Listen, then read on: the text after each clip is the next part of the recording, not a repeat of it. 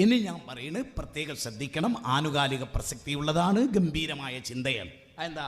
അടുത്ത ചോദ്യം എന്നറിയോ? കാര്യങ്ങൾ നിയന്ത്രിക്കുന്നത് ആരാണ്? ലോകത്തിന്റെ നിയന്ത്രണന്മാരാണ്, മാലിക്കുൽ മുലൂക്കാരാണ്, രാജാതിരാജനാരാണ്? ആരോടാ ചോദിക്കണത്? അബൂജഹലിനോടാണ്. കാര്യങ്ങൾ നിയന്ത്രിക്കുന്നത് ആരാണ്? അന്ന് അബൂജഹൽ നബിയോട് പറയുന്നത് അല്ലയാ മുഹമ്മദേ, എതിരഭിപ്രായമില്ല.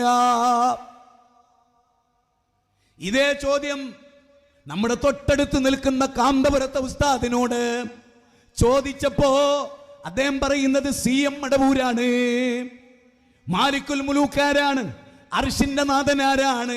മണ്ണാർക്കാട്ടുകാരൻ മൊയ്ലിയാരുട്ടി പറയുന്നത് CM മടവൂരാണ് എന്നാണ്.